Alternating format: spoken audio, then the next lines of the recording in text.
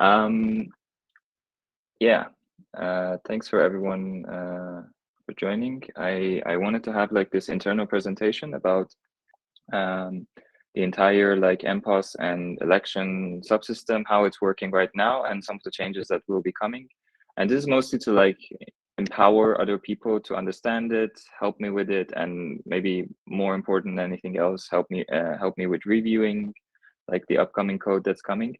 I have about like 30, 40-ish slides, so I expect like maybe it would take an hour or so if I go through all of them in one go, or maybe less. But feel free to like interrupt me at any point. I really don't want to like just go through them, and I think in that case it should also be it might be a little bit boring. So feel free to ask questions at any point if you want. Can someone just confirm that you're still hearing me and that everything is you're also seeing the slides? Yeah, loud and Yeah, clear. we're good. Okay. Yeah, let's begin with the definition of like what is this election that we're talking about in a very generic term. I'll just put like a few formula or keywords here just to get a little bit familiar with the terminology. What we refer to as election is a function of a set of voters and a set of targets, which gives us at the end of the day a set of winners that we then use in some ways. Which is like, I guess, the generic definition that you would also expect from an election. So you have some people who vote, there are some candidates which we refer to as targets, and some of those candidates will be elected as winners. We care about the winners and who ended up backing which winner as well. We get to more details of this. The voter term itself can be broken down into something like a tuple of account ID, which is the voter itself, some weight that's associated with this vote. So if this is like a nominator, this would be like their locked stake. If this is in governance, again, it would be different locked stake. But yeah, it could have different meanings, but generically we call it vote weight. And it's some numeric value. And a vector, or in the more modern idiom, bounded vector of account IDs that are the targets that this voter has voted for. And as mentioned, vote weight itself is also just a numeric value most often, or in the current code base, always use 64. One important keyword that's also important is that to the voters and targets together, we refer to them as a snapshot because they're the entire state or the snapshot that you need to compute to run this function, basically. Like, yeah, it's just another piece of terminology. So we can simplify the previous function notation as like a function that takes a snapshot and spits out some winners and who's backing them. And let's also break down this term winners a little bit further. So each winner is specified by amount of support that it's receiving. So a total amount of support and a number of individuals who are backing them. So let's say if I'm a validator and 5 nominators are actually backing me or supporting me, and each of them are backing me by 10 units of vote weight, my total support would be 50, and I would have a nested, like these voters in inner vector would refer to those 5 nominators, each of their account IDs, and the amount that they're backing me. So yeah, the winners thing actually translates to a vector of like the winner itself and the amount of support that it's receiving. This is also what we call the winners. And yeah, so the last version would look like something like this. You get a bunch of voters or targets, or AKA snapshot, and you receive and you spit out a output that we call supports. So like a vec of supports, a vec of account IDs and supports. Okay, so the the U128 is the vote weight, right? And voters vector. I actually noticed this myself while I was talking. I guess it's a bit strange at this point that this is U128, this is U64. You can like it's not for reasons that I will get into, or maybe I won't in this talk. But I also noticed it myself that yeah, these two could in principle be the same thing. Okay. Well, the most important thing is like if we take the aggregate of all the U128s in the voters vector and add them together, you get the total, right? Yes, exactly. So this total, you can even actually not store it. You can I mean, we do store it, but you can in principle not store it and just sum up all of these guys individually whenever you want to access it. That's gonna take a while because correct. we have a lot of validators and nominators. Yeah. Some validators have lots of nominators. Mhm. So yeah, let's look at like an example. We have like a bunch of voters on this side. These slides, by the way, as you see, are like 100% raw. So I apologize if they're not very eloquent. I tried to just make them in minimal time possible. You have a bunch of voters, a bunch of targets on one side. The first, let's say, complementary input is that each of these voters have a vote weight, which is 10 in this case. Not very interesting, but for all of them, for the sake of simplicity, 10. And all of them just name a bunch of like, I vote for that guy, I vote for Bob, I vote for, like, a lot of edges that exist in this graph of voters to targets. And the next step of like when we get closer to that support section and the outcome of the election is that we need to specify, or an election algorithm would need to specify, well, first of all, which of these targets should be winner, like should end up being a winner, who is backing them, and who is backing them, and also among those who are backing them. So in this case, like you can see, 1 ended up backing 2 of the winners, 3 is backing 2, 4 is backing 2, 5 is backing only 1 of them. And more importantly, among those who are backing them, how their stake should be distributed. So all of these guys had like 10 units of vote weight. Well, for 5, it's kind of simple because 5 is only backing 1 person. But 4, 3, and 1, you need to somehow conclude how you want to distribute their stake between these edges that are basically active. So in this case, I kind of highlighted them, and I chose them completely arbitrary, like with no thought behind it. But a well thought out election algorithm would actually think about this and try and optimize a certain function or certain criteria based on it.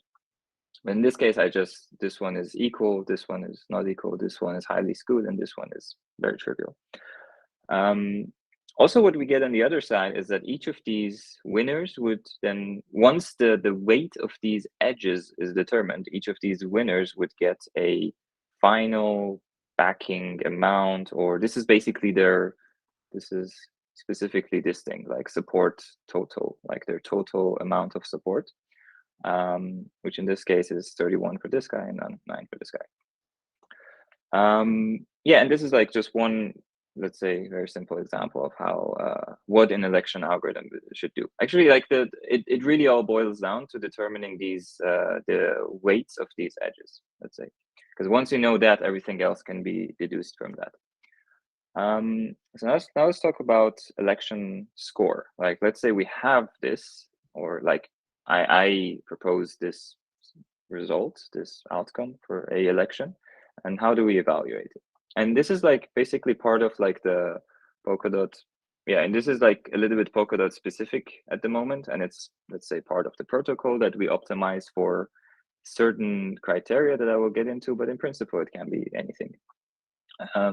The score criteria that we have at the moment is that we want the minimum backing stake among all the elected ones to be maximized. Yes, and I realize this is wrong. We want the sum of backing stake, again, among the winners to also be maximized. So ignore this emoji, this is wrong.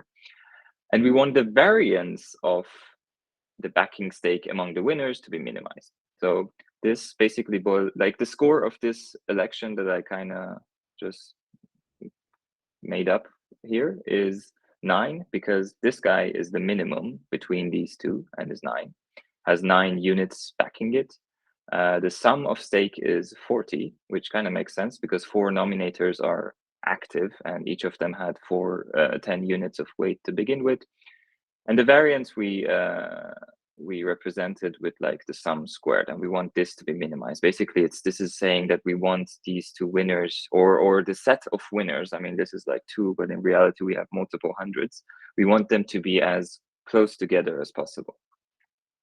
Yeah, and as I said, like implementation-wise, this is kind of like at the moment hard-coded very deep into the code that this is the definition of score, and how it should be, but in reality, it's like actually kind of tailored toward Polkadot's need. It is what Polkadot wants to optimize for, but it's quite easy to refactor it in such a way that there you could have other criteria.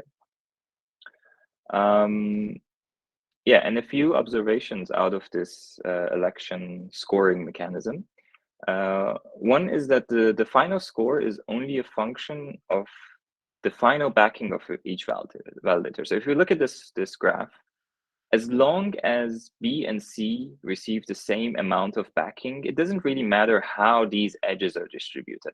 So in practice, we can actually go and, let's say, trim these edges in a way that these two numbers, like 31 and 9, like the final backings that we care about in score, don't change, which is actually possible with numerous algorithms, or at least one that we use. And we don't change the score.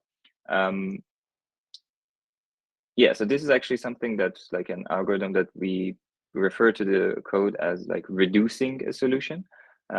Basically, we compute the outcome with like the full graph, then we kind of freeze this side of it. Like we're not going to tweak any winner's final backing stake. And then we start cutting off edges so that we get a smaller graph of solution.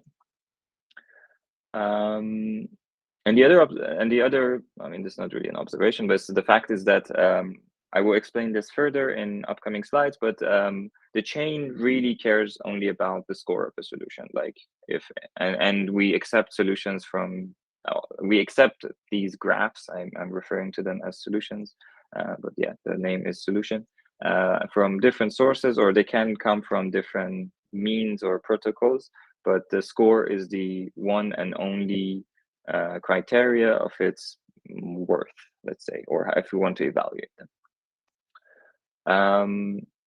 So yeah, now also let's talk about how we represent this graph in a compact way.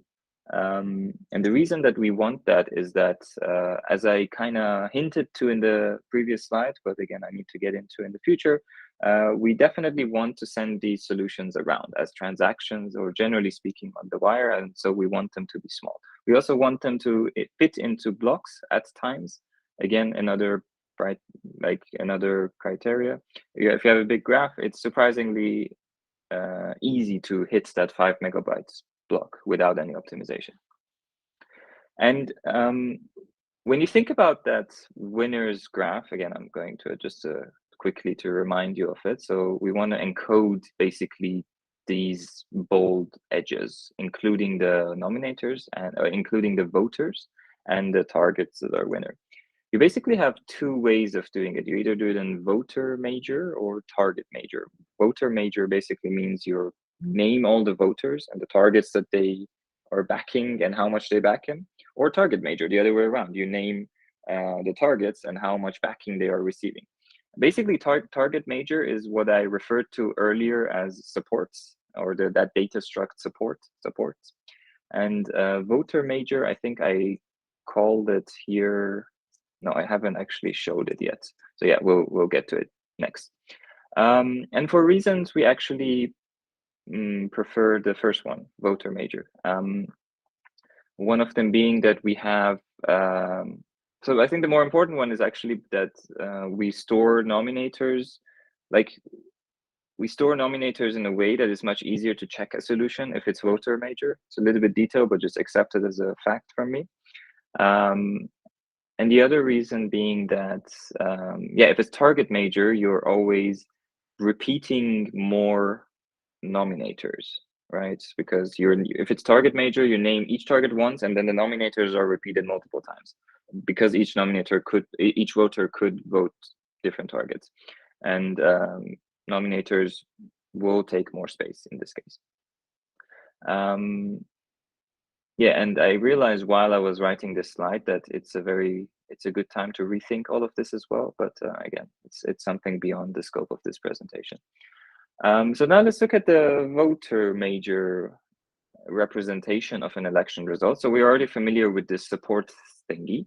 We name the winner, like B is a winner, and it's receiving this much backing from these people, which, thanks to my very creative color highlighting should be rather clear now. And the other way, the naming is kind of trivial. It's just like the historical names I came up with, but the voter major variant, we call it election result. Yeah, not very, yeah. If I would rewrite this right now, I would name them differently, but again, it's too late, or not story for another day.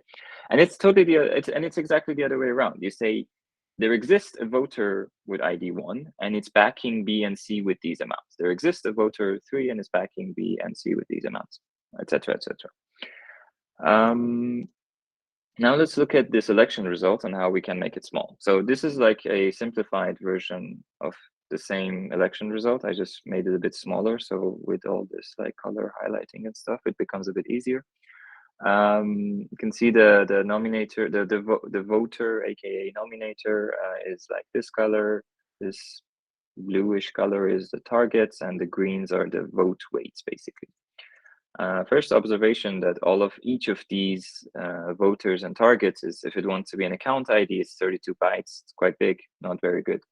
And what we do is we replace them with an index, with a numeric index.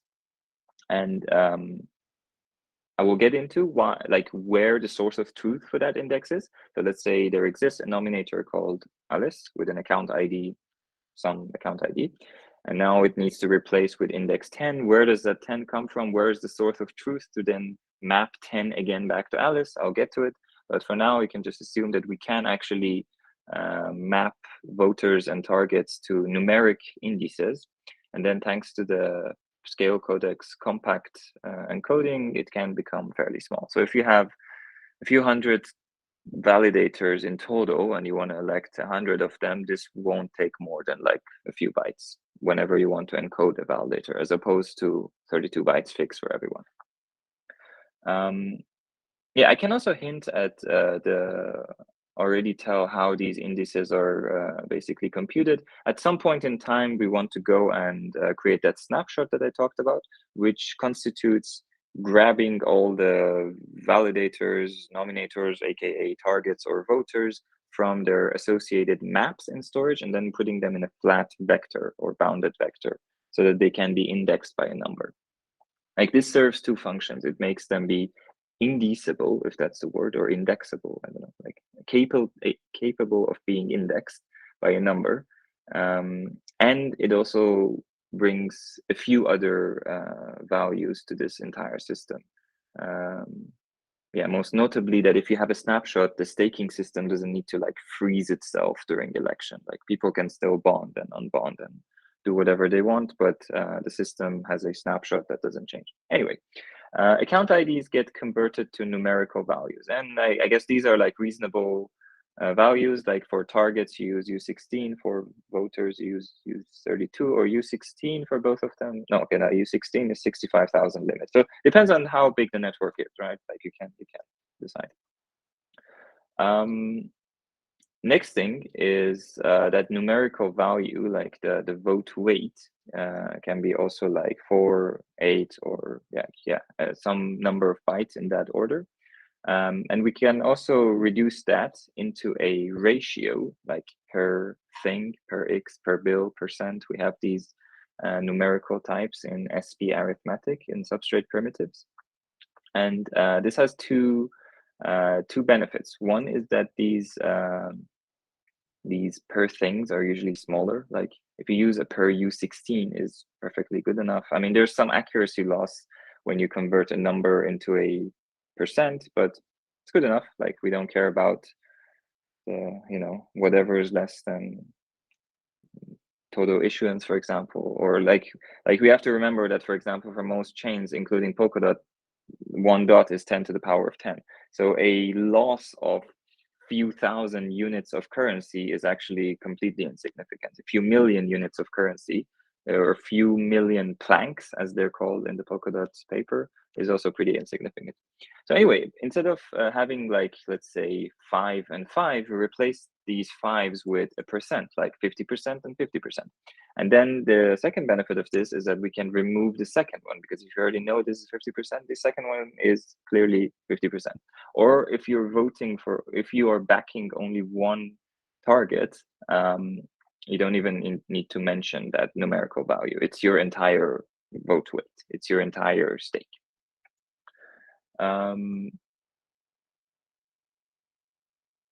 Yeah, and lastly, what we do is we group the voters by the number of people that they're backing, and this allows us to use a fixed size array instead of using a vector, because the vector needs to encode its own length. I mean, this is like a very tiny optimization, and it's making the code really difficult. Again, going back in time, I think I wouldn't have done this, but kind of too late. So the final structure of this thing that I kind of formulated right now, that I can call compact election result, is something like this. You have like a struct which has some fields, and a field for voters who vote for only one person. And that's like a vector of just a tuple of a voter index and target index. No need to mention what ratio, what vote weight, it's all known. It's 100%, it's the entire stake.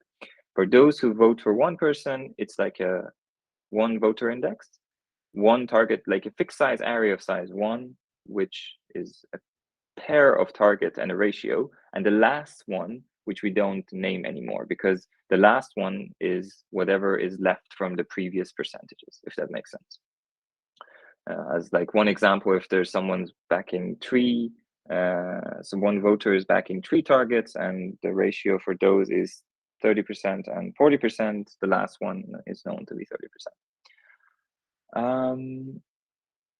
Yeah, and this is also generated by a macro, this struct, which again I think can be refactored in some easier ways. Again, yeah, this part I think it's working. I'm not going to touch it now, but could be redone later. Okay, I'm going to walk over this as well, and then I'm going to actually ask for like if anyone has some thoughts so far or questions. Lastly, I've mentioned multiple times that we're getting there. I'm getting to the point where I'll explain exactly how, but we want to accept solutions in this compact form from untrusted sources, which is also why we want them to be sent over wire or included in the block, etc., etc.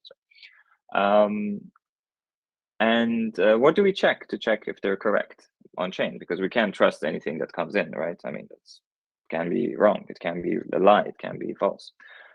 We check that all edges must be correct. So if someone is claiming to back someone, they must actually nominate them. And in this case, the source of truth is pallet staking, of course. So all edges must be correct. In some ways, because we also break down the vote weights to ratios, it's kind of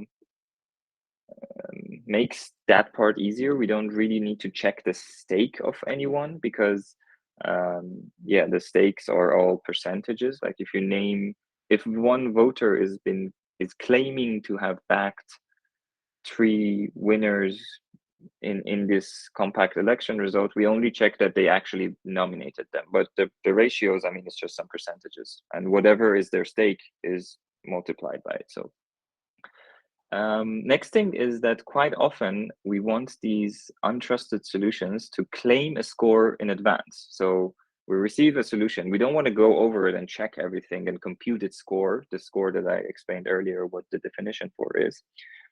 We don't want it to we don't want to do that on the fly. We want it to claim a score, and we assume it's correct. At the very end, we check if it's actually correct. So there will come a time where we actually want to check the score of a solution as well, which we talked about, and I kind of explained how it's computed. You can also now imagine the score is very easy to compute once you convert these this like compact thingy into a target major data struct, like because the score is only a function of the final stake of the winners. Yeah, some notes. One detail that might actually change in the near future is that we also currently strictly check that the solution also represents the enough or correct number of winners. So when staking wants an election to happen that gives it 300 winners, aka 300 validators, it must eventually give 300 validators, no more or no less. We probably will relax this in the near future, so it will be more like less is also acceptable.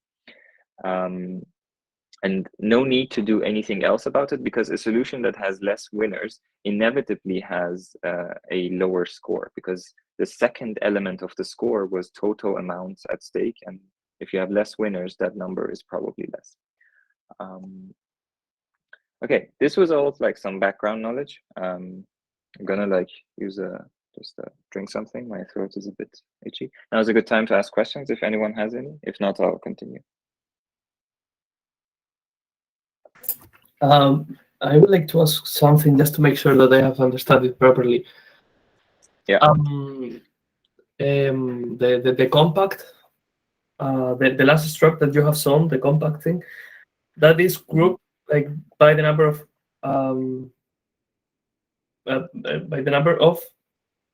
nominations. So this is grouped by the yes, the number of nominations. Nomination, account two, accounts with one nomination, accounts with two nominations, and like correct. Okay. Thank you. Just to be more specific, accounts with, but not really nomination, because you can vote for 24 people, but only one of them is active. This is grouped by number of active nominations. So if in the election result you ended up backing 3 people, you end up in this field of this struct.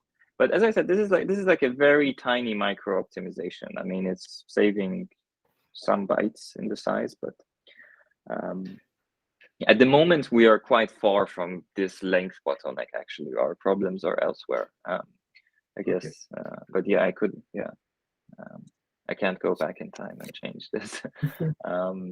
So yeah, let's talk a little bit. Yeah, if I recall correctly, there's only ever in the normal case, there's only ever going to be one active nomination. Is that correct? That's a very good point, or a very good question. That's only because of this reduce algorithm. No, there are people who have more, but this reduce algorithm is quite often so good that it manages to remove everyone's edges except one and keep the score constant. Does that make sense? Removes everyone's edges and keep the score constant. Is that what you said? Yes. So once I didn't include this in this slide, but I have it somewhere else. But yeah, it's probably it's too much. Like, I don't know where it is to find it right now. So yeah, the reason that we have this behavior in Polkadot and Kusama right now is only because the tools and the binaries that are right now submitting these solutions to the chain, which I will explain next, are by default running this reduce algorithm. And if they don't run it, then it's actually worse UX for everyone, because imagine you're backing 16 people and then you receive 16 different tiny reward transactions. There's going to be a lot more people oversubscribed. Let me also talk briefly about this oversubscription. So every validator can have only, I think, 512 rewardable nominators, and if we don't reduce, this number is going to blow up. But yeah, again, to recap, the reason that we have this observation now, or this situation, which is actually a good thing, is that all entities that are computing these election results and solutions right now run the reduce algorithm. So even if you vote for 16 people, you end up backing one of them. But the result of the solution is, but the result of the election is same as if you have backed all 16 of them. Does that make sense? In other words, the support struct or whatever the result is will always contain sort of like all of these, all the nominations that you've made. No, by the time we reach that stage, they're already trimmed.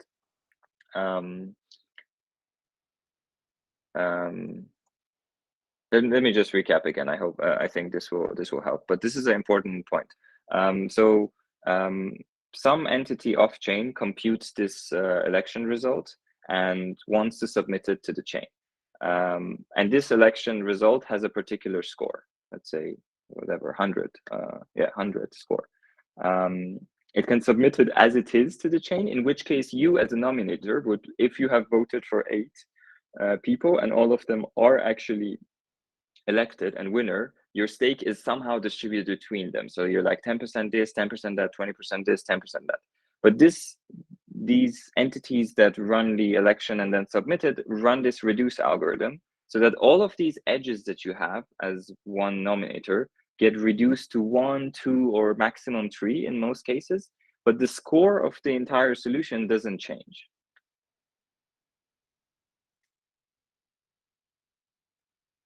Oh, so in that case, it's the backing that has changed, the per thing. So you want to know what changes, right? So what I would say is that I think it's best to describe it here. The score, and most notably these numbers like 31 and 9, do not change, cannot change, because they are affecting the score, and we don't want the score to be changed, or more importantly, we don't want the score to be lessened, like reduced. But these edges do change. So if, for example, let me see if I can find an example here. So let's say, yeah, I mean, let's say imagine somehow there's an algorithm that can come and look at these 7 edges. I mean, I have 7 active edges here, and reduce them to 4, but such that these 2 numbers, 31 and 9, do not change. We want that because it makes the whole thing smaller, but in effect, it's the same thing from the perspective of a election score or quality.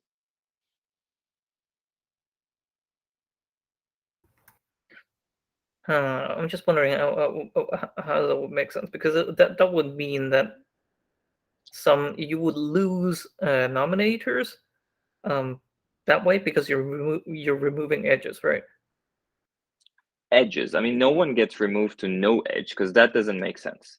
The algorithm does not do that. I mean, if it were to do that, that would be a mistake, because then you're removing a nominator. If you remove the nominator, you are inevitably reducing the sum of amounts at stake. You are making the score less. This whole assumption chain breaks. No, you are only removing edges. So let's say like these 2 guys, they are now voting for 2 people. Let's say somehow we make, and they are voting for the same pair, right? So 7, yeah, they're both voting for B and C. 3 and 4 are both voting for B and C. I think in this case it won't hold, but if we were to make them 3 only backs B and 4 only backs C, we make such tweaks, you know? So some edges are removed, but nominators stay the same. And more importantly, the winners and their total backing also stays the same.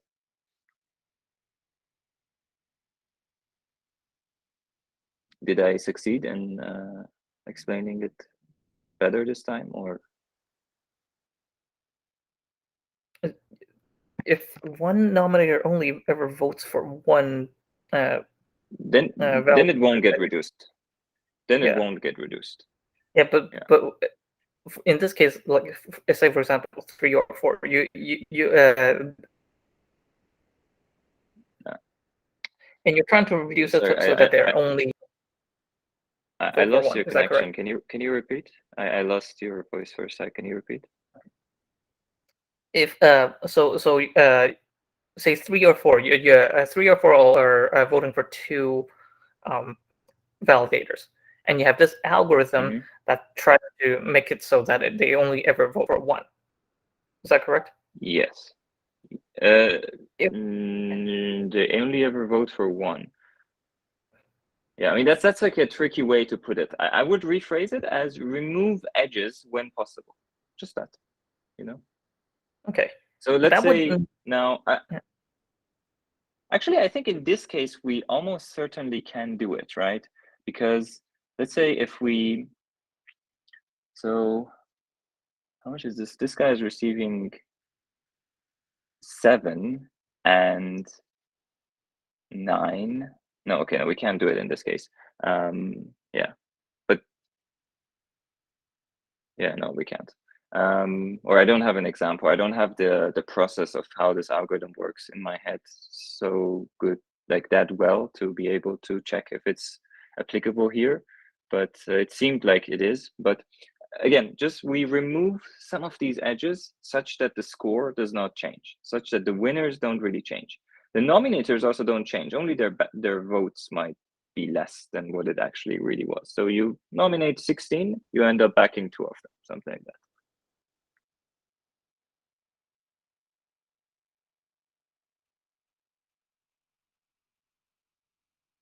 Okay, I can convince myself how it works. Like, let's say, for example, you have one that votes for A, you could definitely remove that edge because A isn't active. That doesn't even come into the game.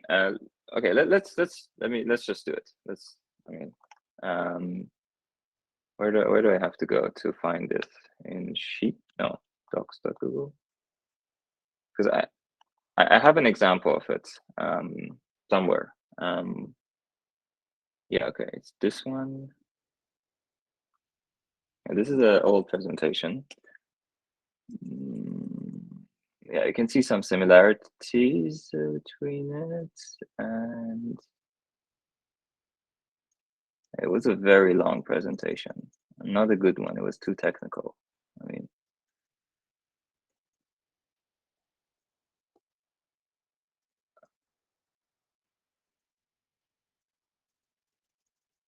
no, we come back. Yeah, we're almost there. Okay, I think it's this slide. So yeah, here we have a similar example.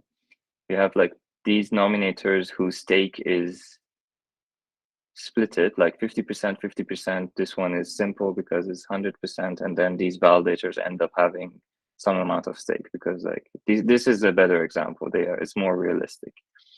And then yeah, when you convert these percentages to values, it ends up looking like this. This reduce algorithm works based on this premises. As long as there's a cycle in this graph, one edge can definitely be removed. So we spot the cycle, remove it, and scan it for a cycle again, something like this. Yeah, so now this is the same graph as here. I just unmangled it, or whatever the word is. So I moved stuff around so you can clearly see that there is a cycle here.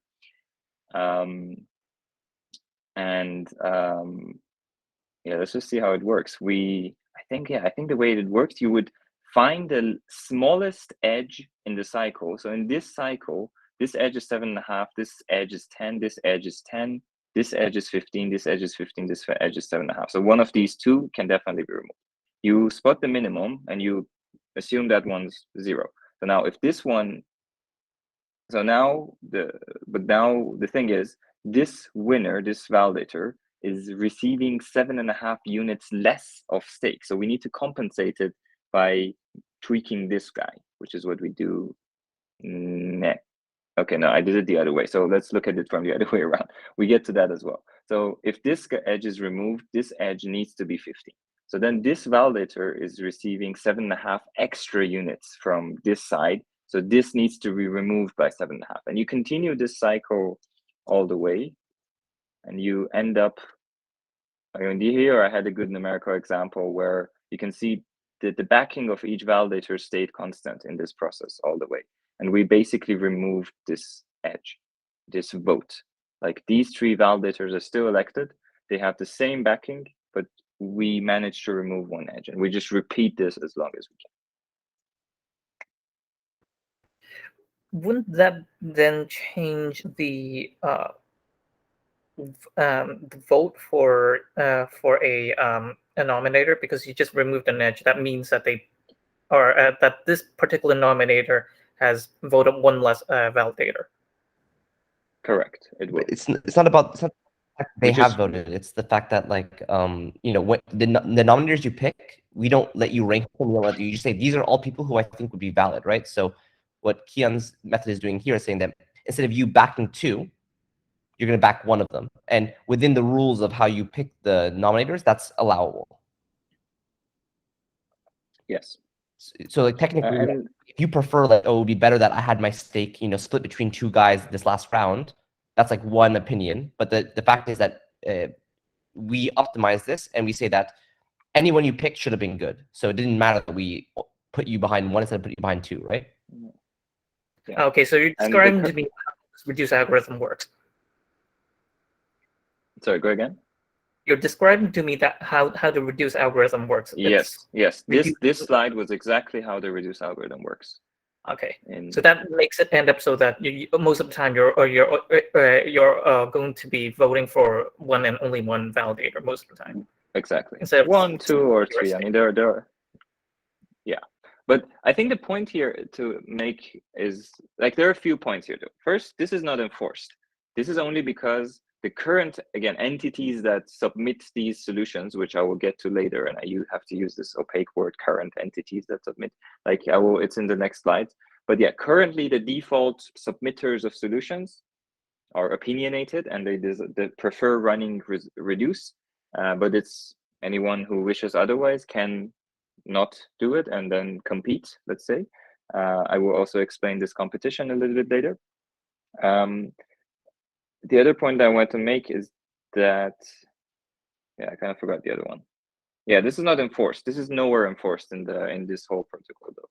It's just an optimization for like the future, but it already helps a lot. I think if now, I think the size of like these submissions in Polkadot and Kusama are somewhere around like 50 to 100 kilobytes. If we wouldn't reduce, there would be like 1-2 megabytes. So I mean, there's clearly a point, and we would have, as I said, a shit ton of oversubscribed validators if we wouldn't do this. And the other point I wanted to make is that the narrative that I've been asked, and I tell community members directly, or there are other people from Parity who are in touch with the community, is that if you really want to split your stake in a specific way, then you should vote only for one person. So you decide how your stake is distributed. If you let our algorithm or Polkadot's algorithm do it for you, then this is how it's done. Okay. I will continue, assuming that there are nothing else. But yeah, thank you for your question. It was helpful. So yeah, now let's go a little bit, come closer to the code and the abstractions that we have. The current abstractions of the election, I mean, after multiple iterations and like 2+ years of like starting from one function in one file, is that we have like, in a very broad sense, this abstraction handling everything. You have one entity, in some case a pallet, in some cases struct, being the election provider, who can answer a call to a function called elect, and then return a bunch of supports, as we discussed the terminology earlier. And then whoever calls this, we call it election consumer, but I mean, that's not really an important role. And more importantly, we have some other entity who's the election data provider. You can probably guess it's staking, or in reality, both of these are staking actually. The election data provider can respond to a function or a call to, hey, give me the voters that I need to work with. Hey, give me the targets that I need to work with. And in some cases, tell me when you probably need the next election. This is actually a mistake in the API design. Like some places, I totally assume that election data provider and election consumer are the same things. In some places, I totally have forgotten about it. I think for the sake of simplicity, we can just assume that they are one thing. And from now on, we also assume that they're one thing. So you have the election data provider, which is both the consumer of the election, the one who's going to call elect, and the one who's going to know the input of the election. Yeah. So, and this abstraction kind of like, it's the more general one, because we have, like, you can see the elect function has no input. You don't tell it, hey, here's the input, now elect for me. You assume that the election can be basically asynchronous. So what I described as election provider is actually async election provider in some way. And quite recently, I actually added a subtrait, or I made this a super trait of another one called instant election provider, where we only assume that election happens right now. But again, going back to the general abstraction, we assume asynchronity here, like the fact that election happens, election data needs to be known way ahead of time when the call to this elect function happened. So the timeline is something like this: election provider election provider asks for the election data at some point in time, so kind of like here, and you do your best to have a supports or the election result already queued and ready for when the call to elect comes. And when the call to elect comes, saying, hey, now give me my election result, this is already ready and you don't actually need to do anything. So yeah, this is a general abstraction of like how election works in Substrate. A little bit closer to the code. Now let's look at the crates that empower this and allow us to do this one by one. This is the overall hierarchy right now. And let's just start one by one. So in the primitives, we have SP NPoS elections. This is where all the raw algorithms exist. Like there's no notion of runtime, validator, nominator. This is why I'm confusing myself and everyone in the call with like using voter and nominator and then target and validator. Again, maybe going back in time wasn't worth it, but I tried to be pedantic and not use runtime or let's say blockchain or Polkadot specific terms in code that's not meant to be used only for Polkadot. So voter is basically a synonym for nominator, target is basically a validator. We have about all these algorithms that I kind of talked about briefly in this crate implemented. So these three are the ones that basically compute an election. We have the reduce algorithm, and we have that notorious macro that implements that compact solution type. And I put this thumbs down here also to remind myself, this is again a big mistake, in my opinion, now looking back at it. Like this macro should live inside of frame because this macro is frame dependent and it makes its code again a lot easier if it were to have access to something as simple as weight type or some other frame primitives. Anyway, for now, this is where all the completely generic algorithms live. Then we have frame election provider support. So this is like a attempt to be like, it could have been a sub module or sub crate of the frame support crate, but I decided for it to be a totally different crate, to not pollute the original frame support, which is already a little bit bloated. So it's basically the equivalent of frame support, but for election stuff. This is where we have all of these glue traits that I talked about defined. So we have the election provider trait, election data provider. This one, ignore for now. I will get into it later. We have a handy trait called NPoS solver where it can be implemented for any struct that is one of these algorithms. So by the way, one of the most famous one is called fragment, which is the term that's used quite a lot. Or if you hear fragment, it's synonym to the whole election stuff. Like when someone wants to say election is broken, they just say fragment is broken. It's like kind of like a wild kind of like a catch-all phrase, let's say.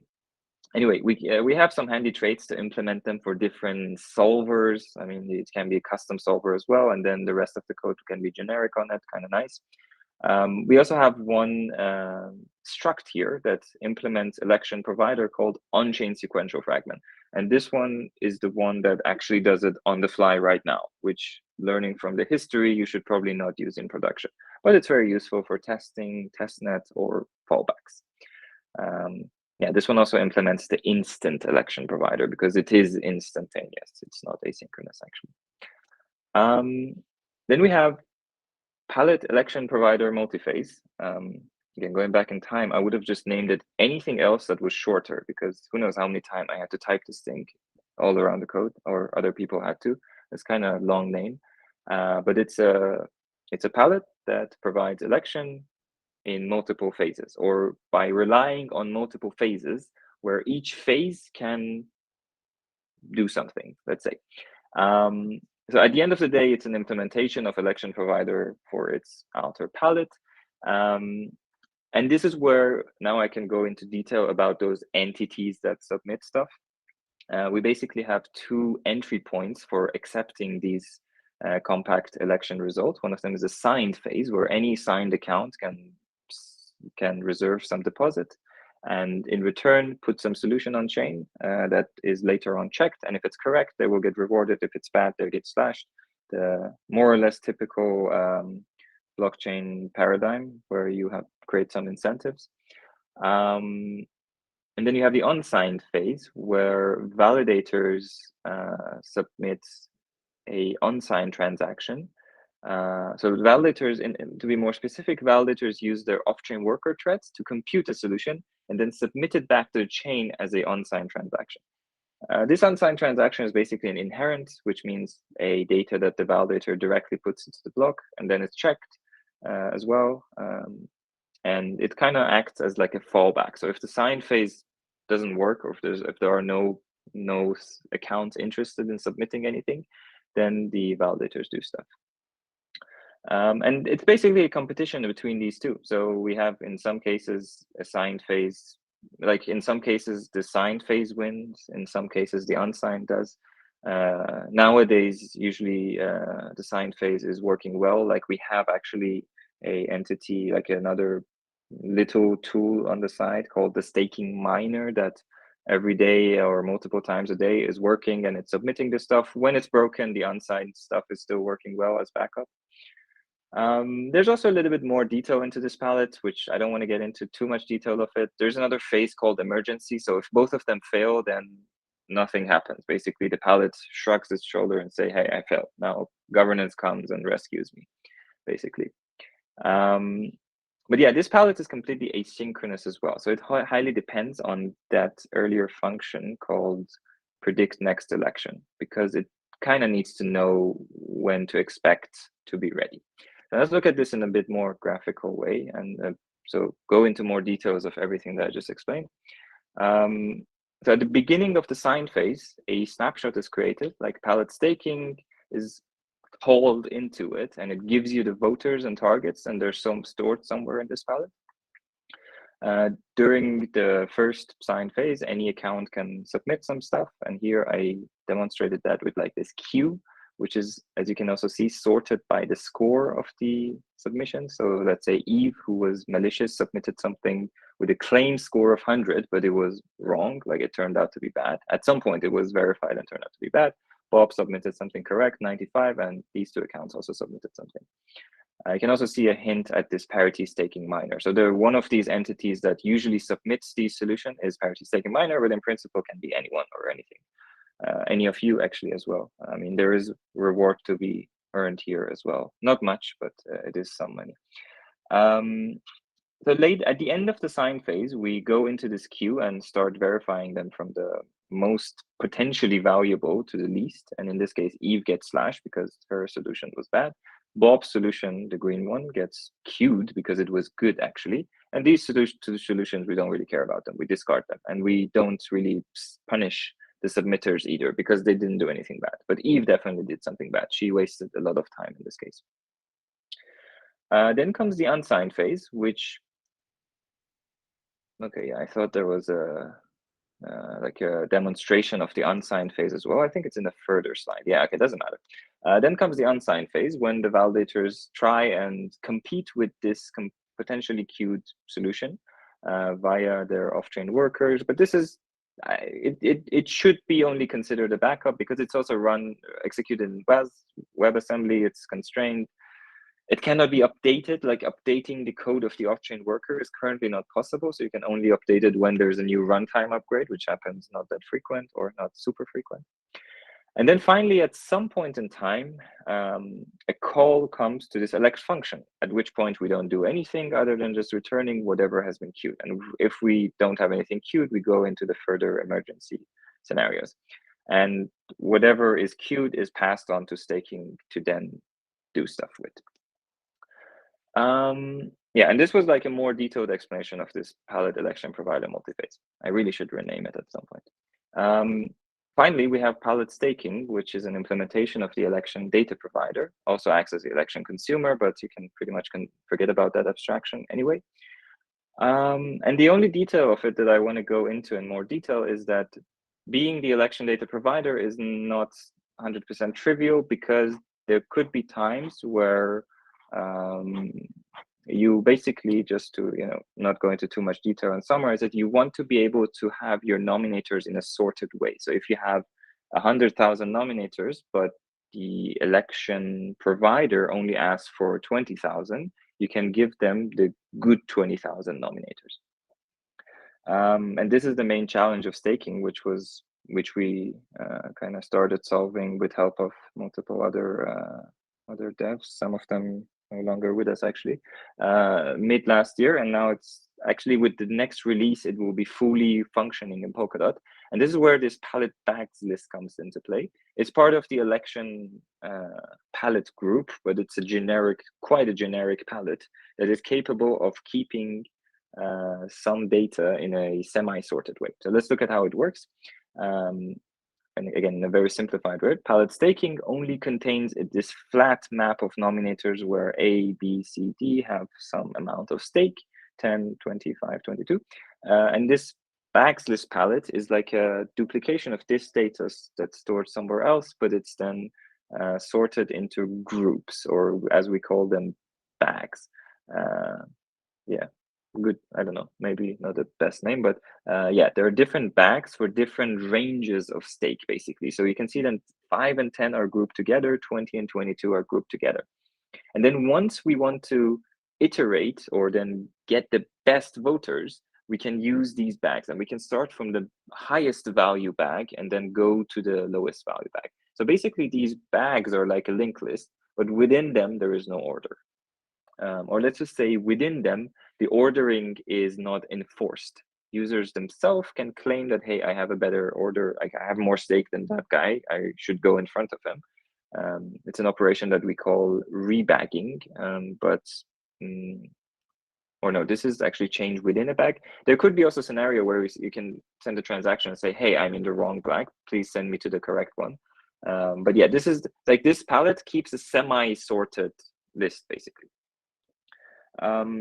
And in the current implementation, the staking pallet would automatically update the bags whenever there's a transaction. So whenever there's like a bond extra on bond, do we have anything else? I don't know, any other transaction that alters the bond of accounts, it's automatically reflected in the bags list, but slashing in reward is not. And we expect the users to or nominators to care enough to do that themselves.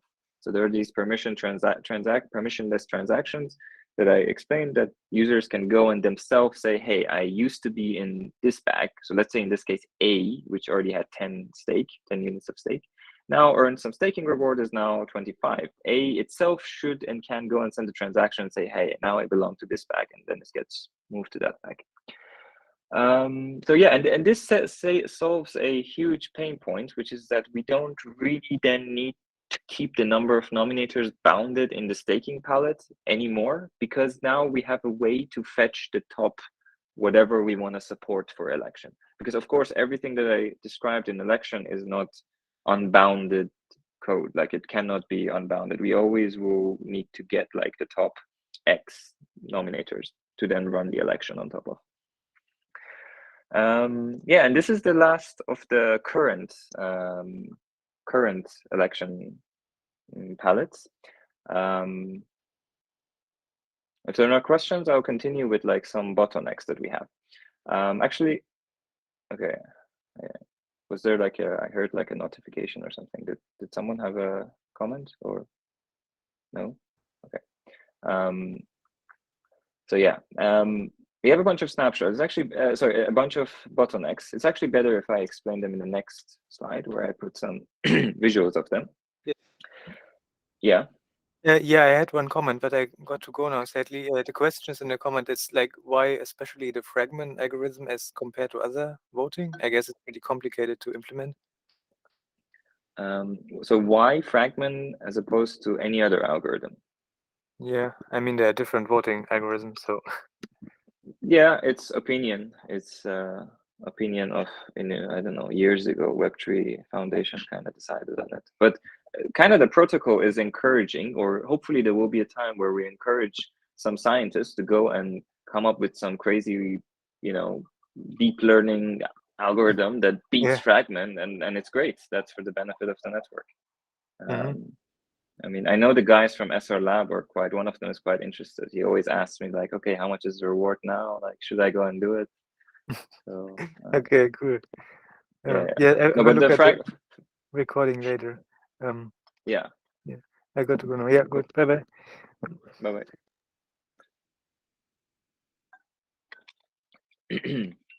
So a few bottlenecks that we have here. The worst one is when we are creating the snapshot, which again is a pretty nasty process, quite controversial as well, because we can avoid making the snapshot, but then it creates its own Pandora box in some ways of issues that I kind of chose that this is the less of the evil. When we're creating the snapshot, we're doing this nasty thing where we're reading a map and we're putting it in a vec, and then we're shoving that vec into a storage value. It's quite what we teach frame devs not to do, but this is like an exception. And then, yeah, there we have like some memory limits there. We also have weight limits there, and this red thing means that this has already broken once, like it already has blown the chain once. So that's one bottleneck. The staking miner is like a time bomb, let's say, and by this I mean the size of that transaction that we need to send. And by time, I mean we still have a lot of time until we hit that bottleneck. As I said, I think the solution sizes are now within a few dozens or at most a few hundred kilobytes. So we're quite far from a few megabytes, which is the bottleneck, but yeah, someday it'll come. A little bit more severe is when we're verifying solutions. So we do verifications at some point over this signed queue. Also, whenever we submit, whenever a validator submits a solution, it's verified on the fly as well. And this verification also isn't as memory intense, but it is still quite weight intensive because you're reading, like, you need to go and check all the edges and check all the nominators, blah, blah, blah. So the off-chain worker runs out of memory because remember, these verifications, like this code runs on-chain, but it's rather simple code. This poor off-chain worker but this Parity staking miner is doing a shitload of computation, but we don't care about it because it's a binary that lives in a different machine, or it's completely decoupled from the node. But this poor off-chain worker is in WASM, tied to the node, and it needs to like run fragment, run reduce, do all that heavy stuff, and then yeah, this can also very easily run out of memory or just exhaust the node in various different ways, which is why I'm emphasizing that the unsigned submission is really just a backup. We should put all of our eggs in this region. And finally, one bottleneck, which I classify as kind of dangerous, but it hasn't broken yet, so I better keep an eye on it, is that once the staking is also processing all the results, it's also a lot of data that's in memory at one point.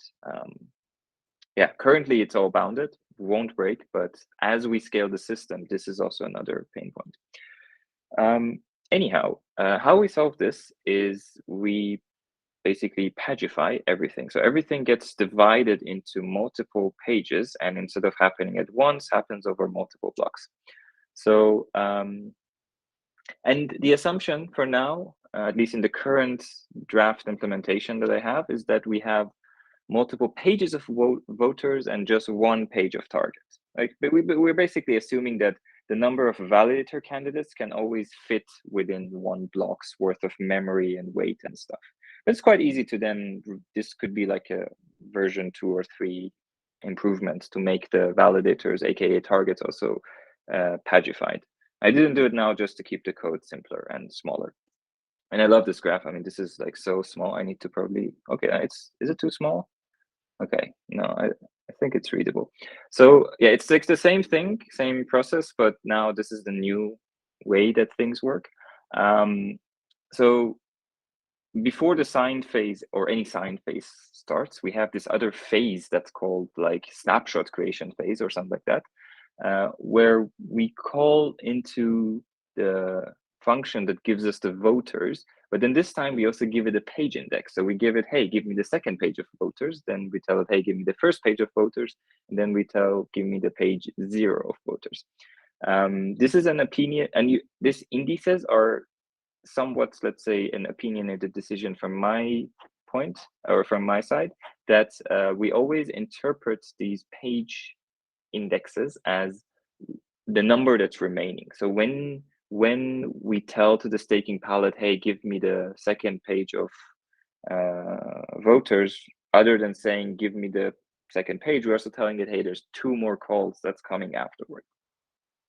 Yeah, it helps somehow, but then you have this weird thing where you need to remember that the first page is not 0, it's actually the highest one, or we actually also call it most significant page. So yeah, ignoring all these sides, let's talk a little bit more about this. Also, it's important now to keep in mind that, so let's say we have 60,000 voters or nominators, and in each page we can fit 20,000. The first call to like voters page 2 should give me the best ones. This is also why we call it the most significant page. Yeah, and in the first call to voters, or at some point, we also pass on the only page of targets that we have. So anyway, in the span of multiple blocks, we create this snapshot, and it's all dependent on how many pages of voters we have. And this process is powered by pallet staking and pallet bags list working hand in hand, basically. Then the signed phase starts, and then different entities can now submit multiple pages of solutions. So you go and and the way that it works in a little bit more detail that I haven't encoded in this graph is that you go and first register yourself as saying, hey, I have a solution with this score, and I intend to submit it in the upcoming future. That's one transaction. Then there's a separate transaction or separate transactions where you submit each page individually. So this bottleneck that existed here gets also somewhat alleviated. And lastly, no, not lastly, but next in detail is that the solutions do not need to be full. Let's say, I mean, here we have 3 pages of voters, but some solutions might only use 2 of them, let's say. But there is always a, let's say, implicit reference between a page of solution and a page of voters that it's built on top, let's say.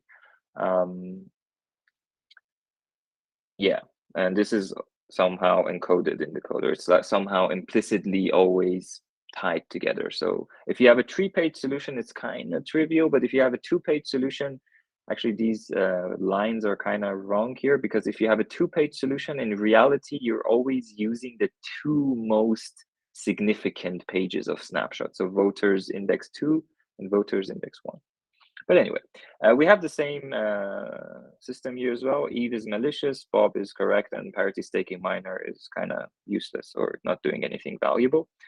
And then we certainly won't have one block like we had here when we verify this queue. This needs to be its own multiple blocks. So we dedicate multiple blocks, the length of which is variable and an open question, to now let's try and verify stuff. So we start with Eve's first page. It's valid. Like this page, as far as we checked this page, everything that's in it is correct.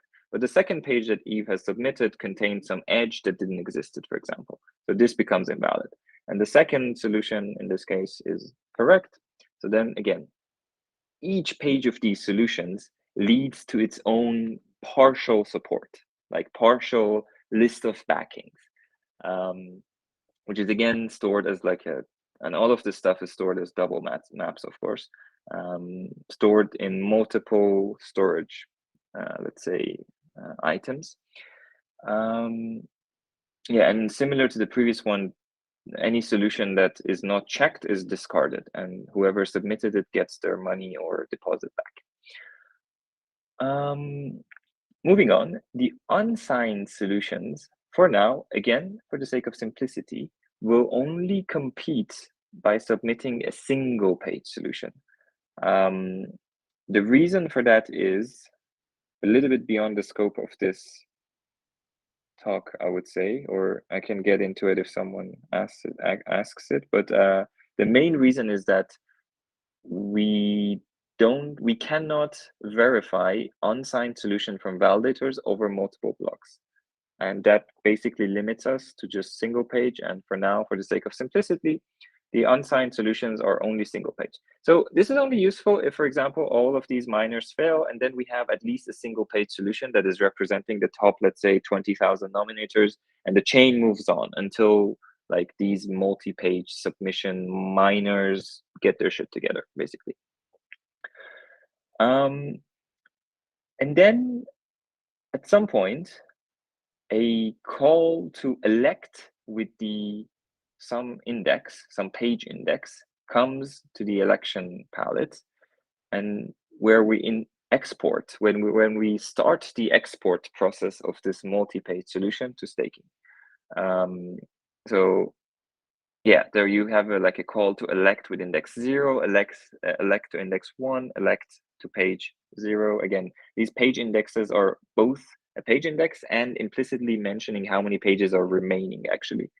And then staking will need to process this stuff on its side as well. Like it needs to merge these different pages into a single page support and eventually convert it to its own data structure.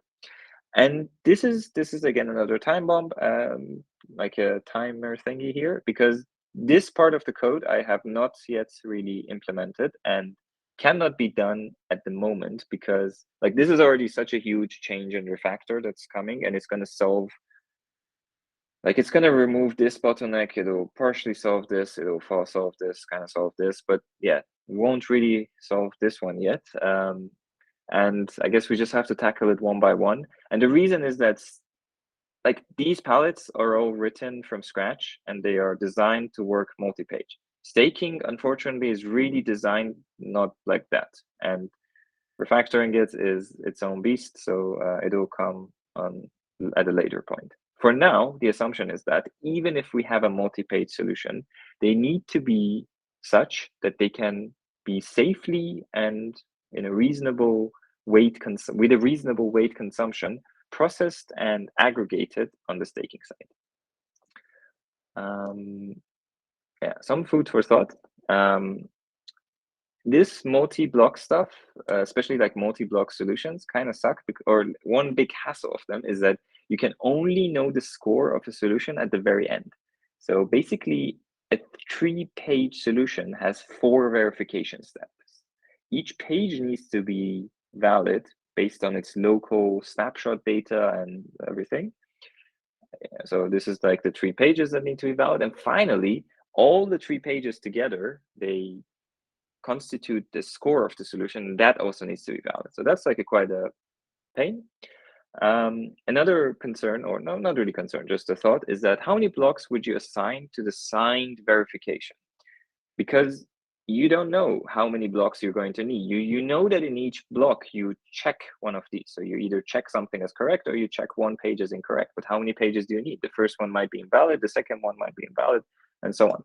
And you need to make a decision in this range. So if the variable pages is the number of pages that your system has. So in this case, this whole system is 3-paged. You need to choose a number between the range of pages and pages multiplied by the maximum size of that queue, like maximum number of people that can submit. So if you have like 5 people who can submit, and each submission can have 3 pages, you probably want to, or you might want to allocate up to 15 blocks to verify this. Because if all of them are invalid, you need 15 blocks to actually know that. But in the best case, if the first one is valid, you only need pages, so like 3 in this case. One interesting thought is that even though I called this single page submission from the validator as like a backup, in principle, a single page solution can actually eject, like kick out a multi-page solution. I just wanted to emphasize again that it's the score that matters, nothing else, like it's not the page size. And lastly, one side effect of this system is that there's a lot of data to be cleaned, even if everything goes well. I mean, if things go wrong, there's even more data to be cleaned. Like there's a lot of data that needs to be cleaned, especially like this queue. Like this queue can be massive in terms of like byte size and stuff. And this like kind of sparked an idea for me to do it all like, let's say, asynchronously and later in a garbage collected fashion. So I'm not sure if I would do this, but or maybe it can again be like an upcoming feature.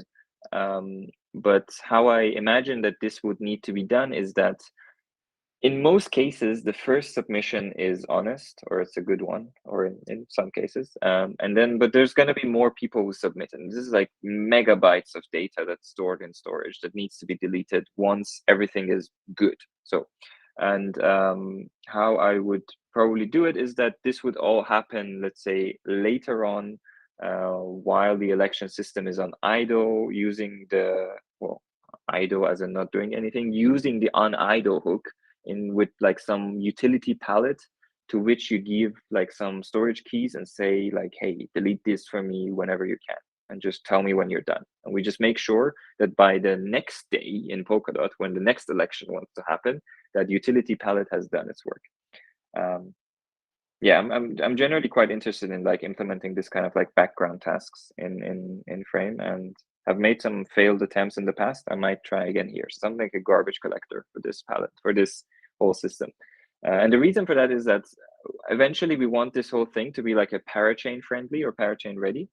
And for that, it's very critical that we don't like read write a lot of stuff. Although thinking about it again, I think deleting data is not really affecting the size of POV. Maybe someone can correct me now. I think deletion is actually not that expensive. Anyway, but that's just another idea that might come, but currently it's not really implemented.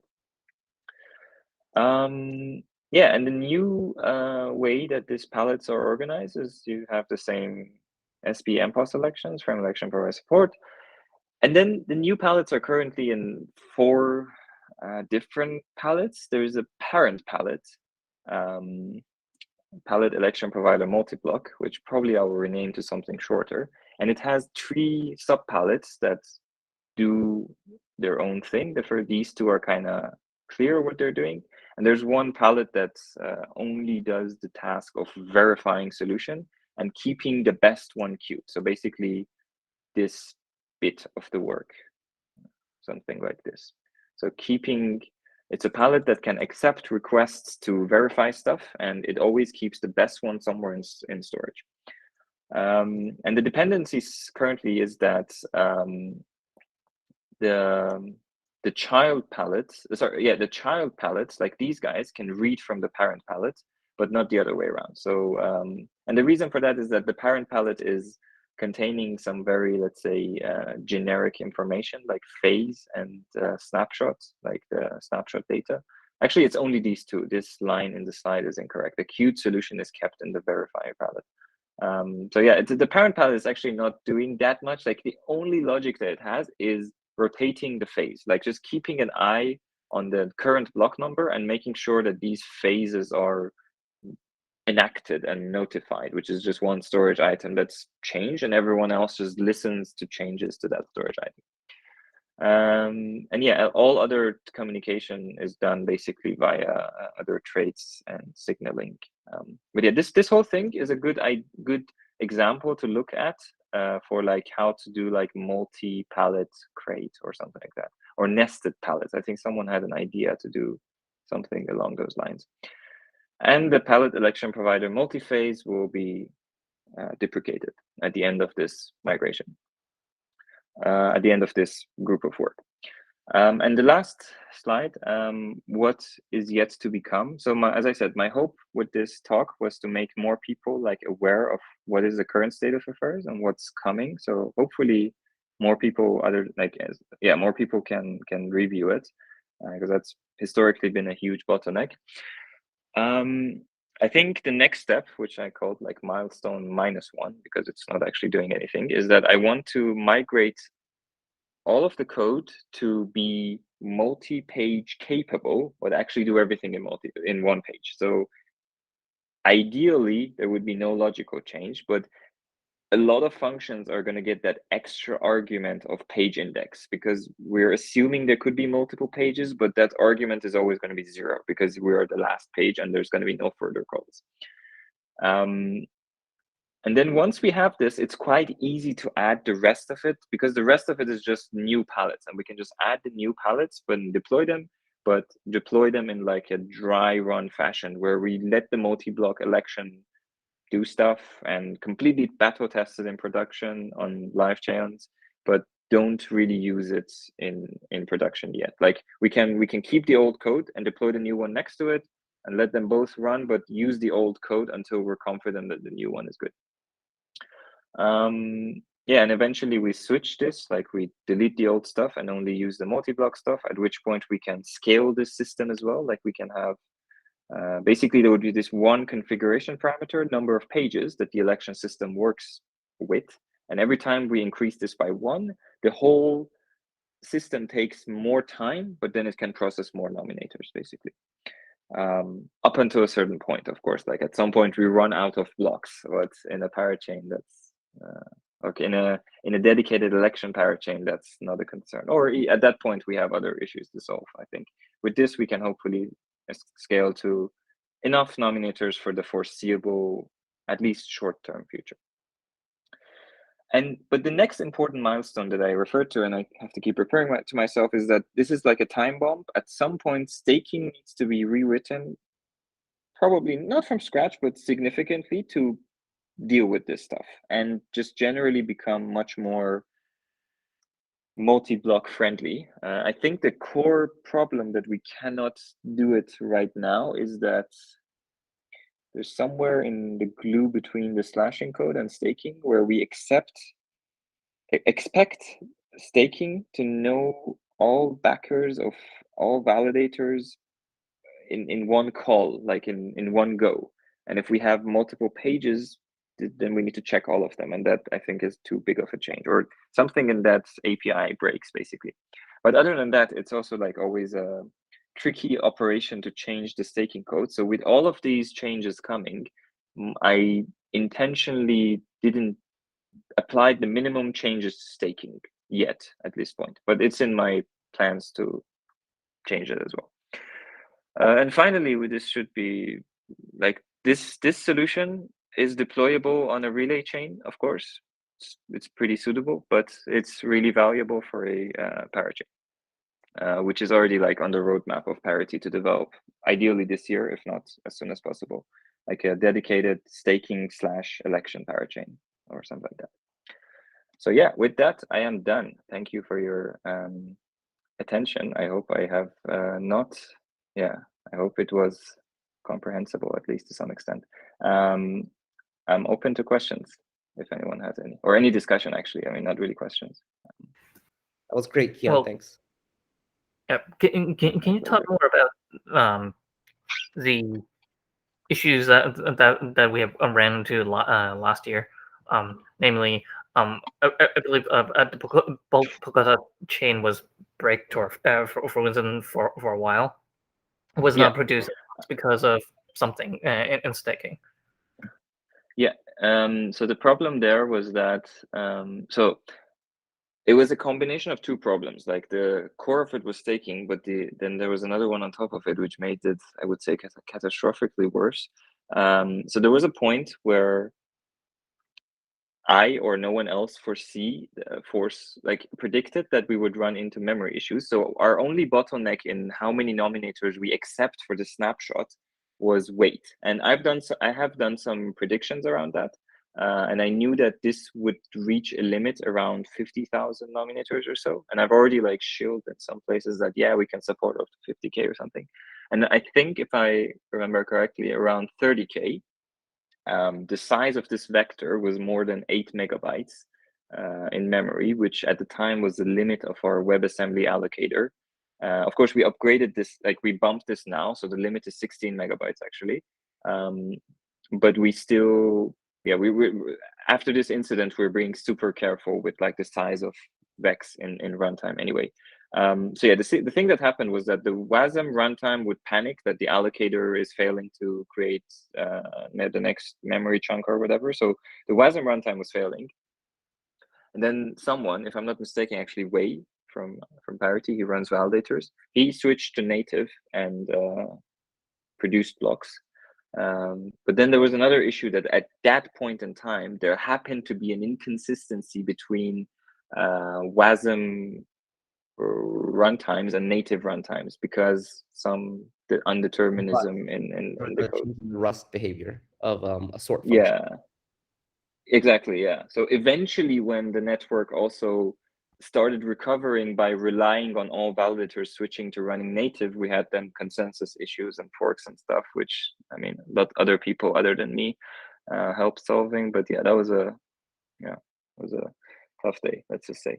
But yeah, the core of that problem goes back to that snapshot creation, which this thing clearly solves for the most part.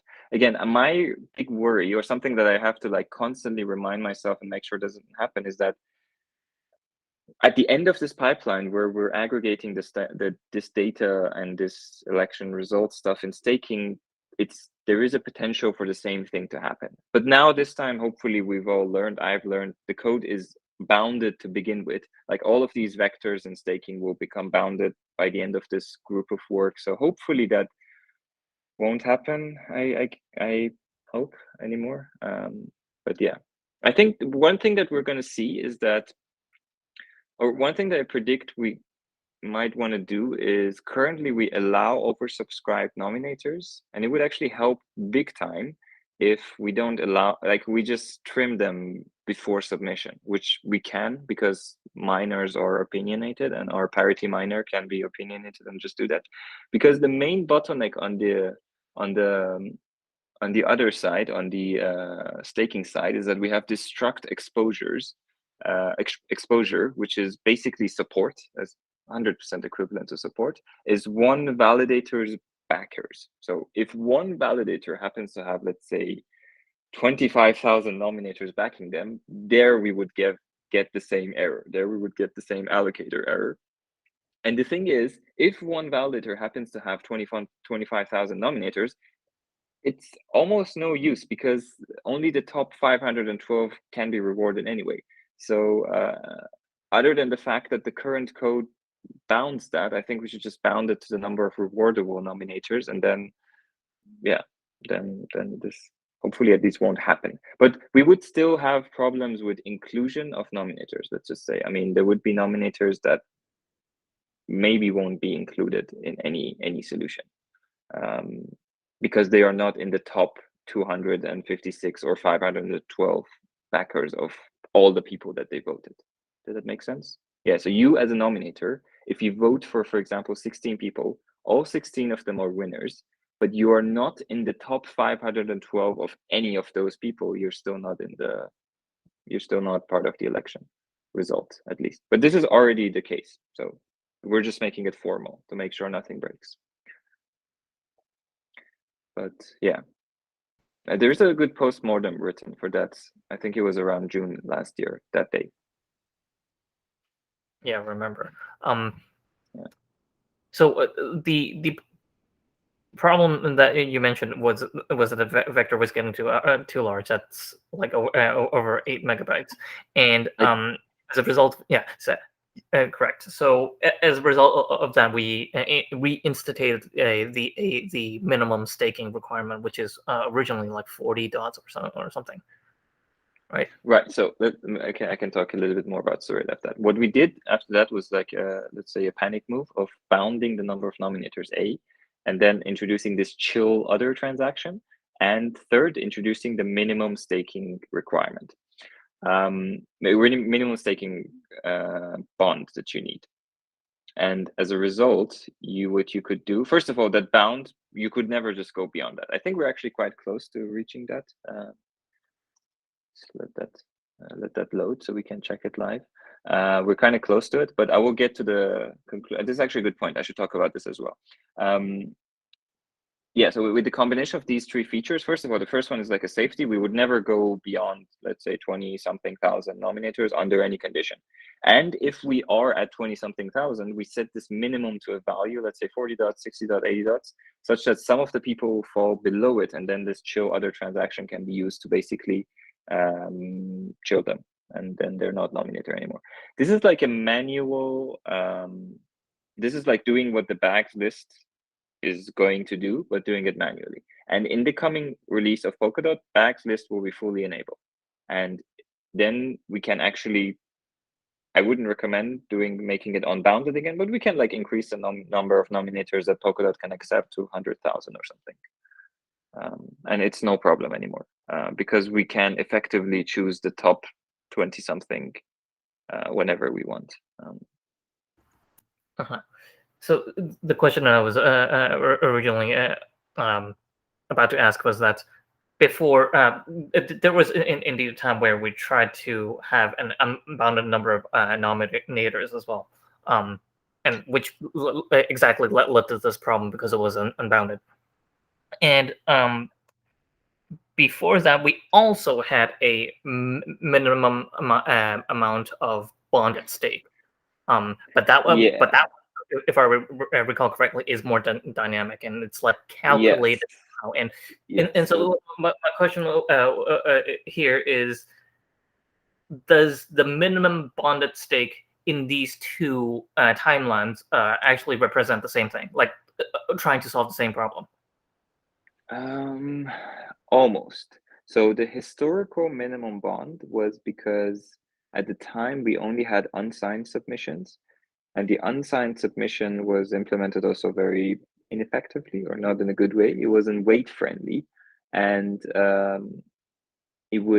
we had to trim the solution such that it would fit in a block. Just the process of submitting it and verifying it would fit in a block.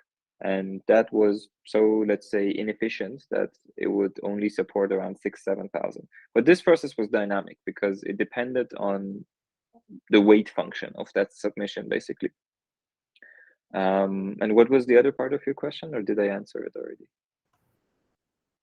The other part was, well, I'm just simply trying to compare because there are two minimum bonds, staking bonds that we had. And I'm just wondering so the first one wasn't set by anyone. The first one was set by basically these off-chain workers, these staking miners. Like if I go let's say hypothetically, if the current staking miners that are run right now are all run by me, and if I go and change the code right now to say, hey, anyone that's under 100 dots, don't include them.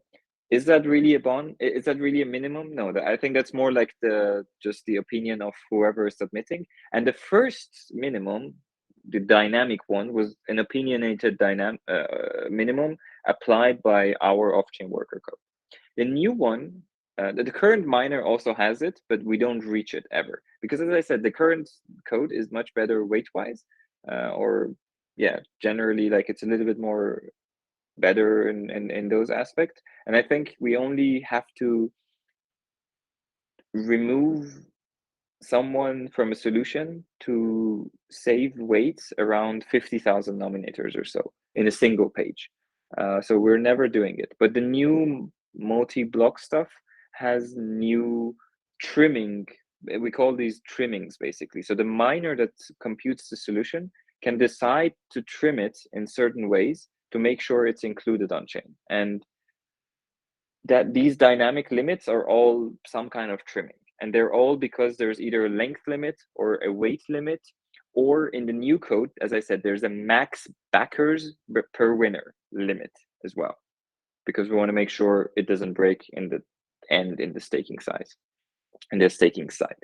But these are dynamic. And also, like a good miner, if it wants to trim something, would go and sort and trim from the bottom or something like that.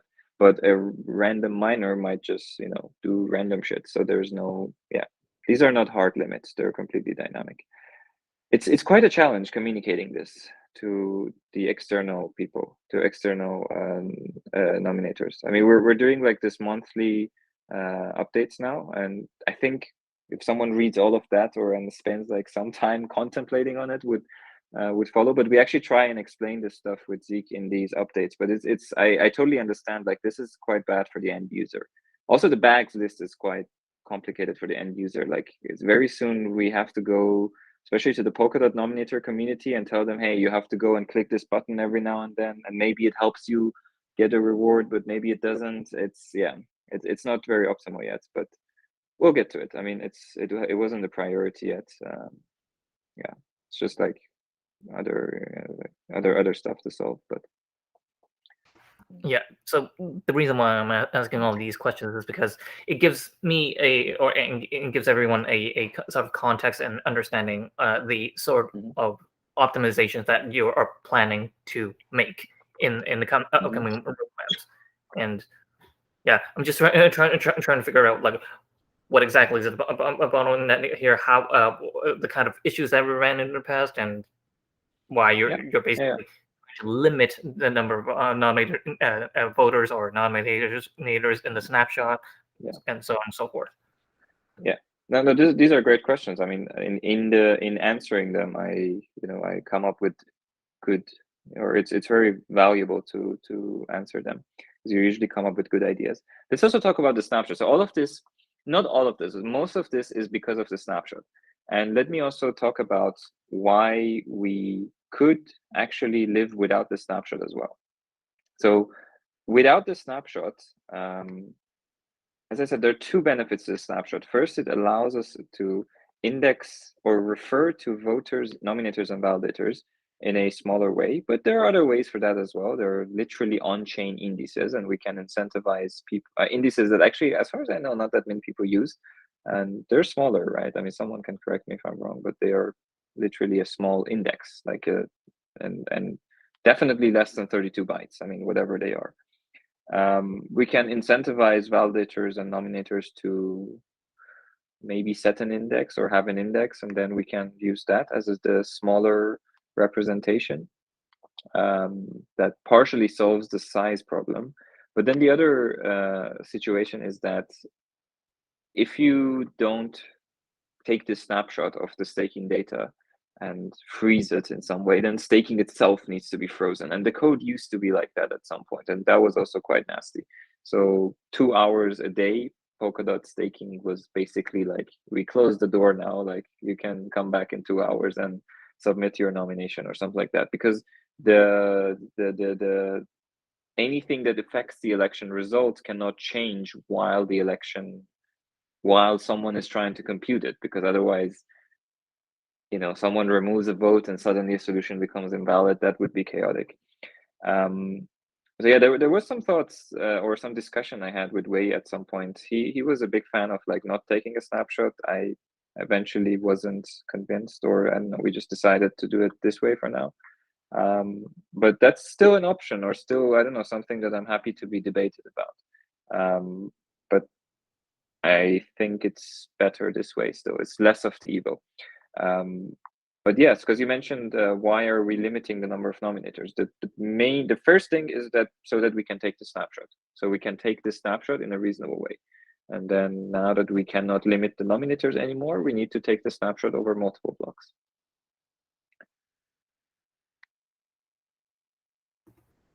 But if I'm hearing you correctly, this limitation that we have right now is going to be solved by having multiple pages, or at least partially solved. Yes. Yeah. Yes. It will. We can then scale. We can scale. Currently, we can't scale any further. Well, actually, we can, but it's tricky. I wouldn't kind of dare, because our kind of simulations in West End show that we can support up to like 7,000 nominators, all working well. But in Polkadot, we kept that 22,500. So we can go a few thousand more, but I wouldn't like to do that. And that's just not sustainable. Like, yeah, there's no scaling to that. But with multi-pages, we can scale, at least up until we have time for it. When there's no time, I don't know. I mean, I'm probably not alive by then or something like that. I don't know. It's too much into the future.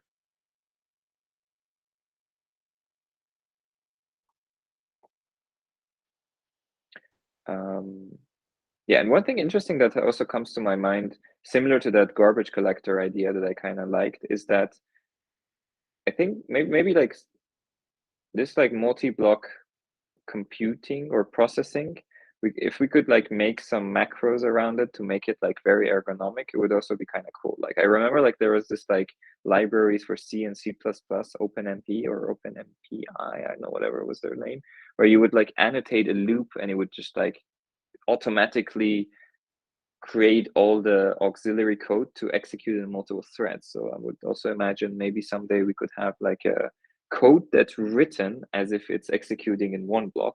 Then you annotate it with something and it's automatically.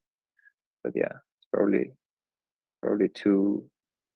Yeah, might not be possible actually, but maybe for some very specific small codes. That sounds like a compiler plugin altogether. Yeah. Anyway, I mean that's yeah. I'm very soon gonna write like an art like this. This work has already been like quite interesting to me, or quite educational. Like I think Sasha is already in this call, right? Like I pinged them recently about this article to be written in the dev hub about composite storage items, like where you have one storage item that's not really a storage item, but it's masking multiple other ones that need to be updated all at once. And I have a lot of this in this new code, and at some point I pinged him that, yeah, we're saying this should be an article. Recently I pinged him that I want to do it myself. I mean, this macro that I said is too futuristic, but some interesting, I would say, paradigms came out of this work, which I will share with all of you soon, and I'm happy to discuss it. Also, like the nested pallet stuff is quite interesting. And this work is exactly like a good example of it, let's say. Oh, no, I mean, it doesn't really exist, but we can use this upcoming group of PRs that I have. If we have some idea to implement nested pallets in a particular way or something like that, we can try it. Use basically this work as a guinea pig, I would say, to try them out. Yeah, multi-block computation is something that Frame in general needs to support sooner or later, but it just so happens like the staking is a driving force behind it. Yeah, and migration, but migration is more complicated actually. Otherwise, we would already do it. Yeah, I think like with this whole like parachain paradigm, I think the reasonable thing is like you have the whole thing where doing heavy computation in blockchain is generally frowned upon. Now we have this paradigm of parachains, which is somewhat making that better by saying that, okay, one blockchain can like split its computation power between multiple parachains.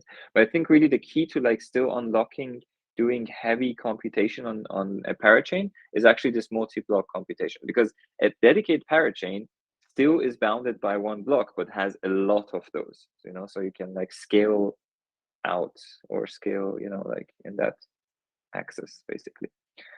But yeah, that can come in the future.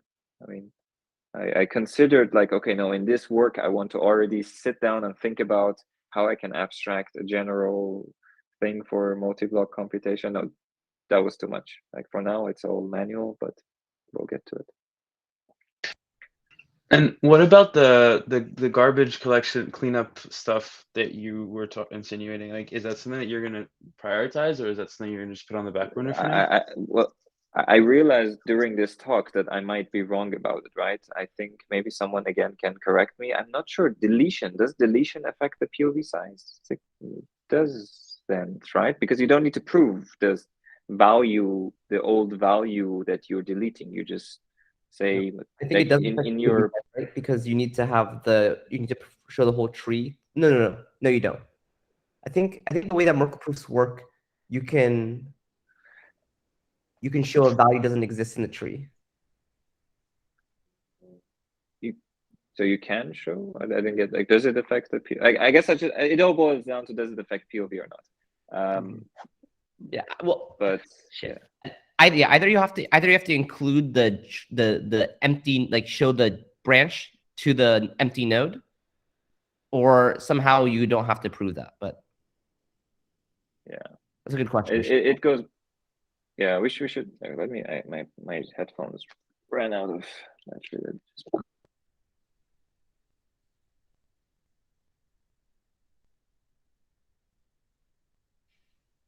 Can you still hear Yeah, me? I guess I'm super interested in like the stuff coming out of this that is like frame optimizations and like how to write pallets in general. Like the nested stuff is super interesting. I think that the nested storage items, I plan to write that hopefully soon. This garbage collector is more like an idea that might be like unnecessary. But still, I think a underrated like feature in this in Frame, or also like even in our live productions, for example, on idle, let's say, if we have like some abstraction where you can easily just tell some entity, hey, here's some work, do it later for me on idle. I mean, this is basically what the hook is already doing. And yet doing like this kind of background work is something that we don't utilize as much. Like I recently had this discussion with someone again, or it came up again, like staking rewards. I think we can like easily, like let's like the reward payouts could have easily been on idle, for example. And if it's not collected on idle after certain errors, then it can be done with transaction or something like that.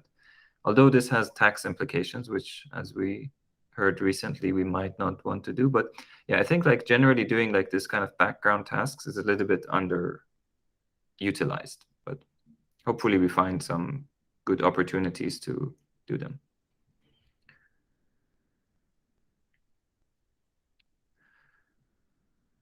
Okay. Yeah, if nothing else, I feel like I've talked. Okay, it's almost 2 hours. Yeah, I've definitely made myself tired. I suppose it's the same for all of you. We can wrap it up here. But yeah, thank you. It was really helpful for me. I hope just saying this stuff, like putting my thoughts into the presentation and saying them out loud, was quite helpful. Are there any issues putting this online? Hmm? Do you think there's any issues putting this presentation online? No. You recorded it? Yeah, let's just Also the recording, I can. Yeah. Cool. That was really great. Thanks, Kian. My pleasure. Putting it online, you mean publicizing it? No, I mean like YouTubing it. Oh, okay. Yeah, that should be fine, right? Yeah. Cool. Okay. Yeah, great. Thanks everyone. So then have a good evening, and you will see PRs related to this in the coming weeks and months, hopefully. Thank you very much. Thanks, Kian. Bye-bye. Thanks a lot, Kian. Thank you. Kian, meet briefly.